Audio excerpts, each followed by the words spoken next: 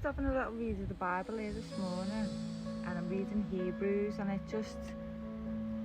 I'll read it to you now, but it reminded me of like codependency. I was codependent, me, from a child, like 13 years old. I was never single. Completely codependent on another human being, always had to be in a relationship.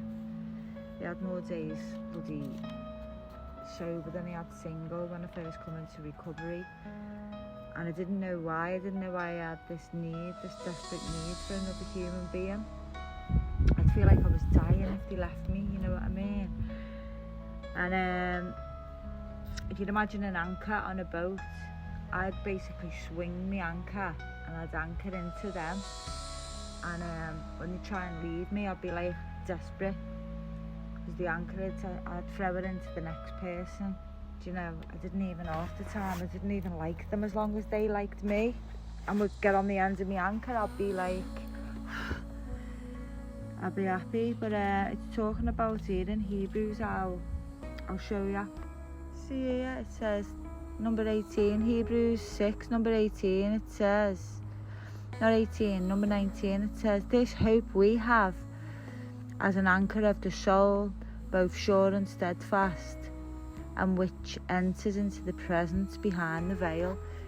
It's saying, so it's saying that this relationship now that I've got with Christ, he's going to be the anchor for my soul. So the anchor goes straight behind the spiritual veil and straight into Christ.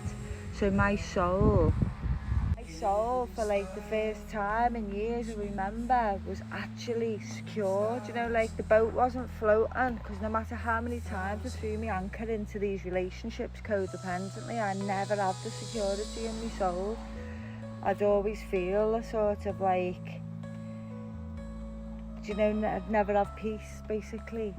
So when I formed the relationship with Christ, like the book says there, the anchor went spiritually into him and gave me that security. The boat wouldn't drift, it wouldn't move, and I couldn't believe that. I couldn't believe that for the first time in my life, I remember that I felt okay being on my own. For me, that was massive. For me, that was like, I couldn't get that from anywhere. So that's what he is. He's our anchor. He's our anchor to our soul. He's the anchor to my soul. It doesn't matter if come rain or shine or the storm comes, that anchor stays secure and solid in him. So there you go. That's why he's always saying, keep yourself from idols. Stop putting your anchor in all these stars, all these pop stars and all that, because they don't care about you. You know, at the end of the day, Liverpool Football Club, they don't care about you.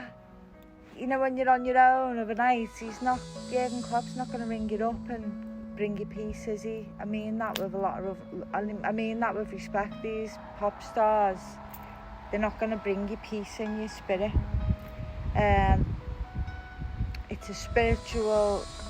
It's a really deep spiritual thing. I never even knew he had a soul.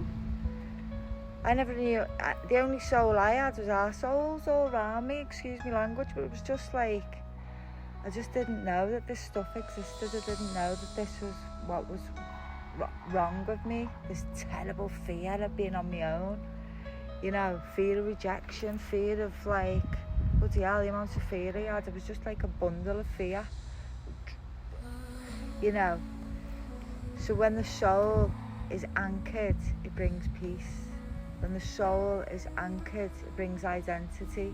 When the soul is anchored, it becomes joyful, and it can receive right through the spiritual veil that he tore. It can receive into your spirit, you know, peace.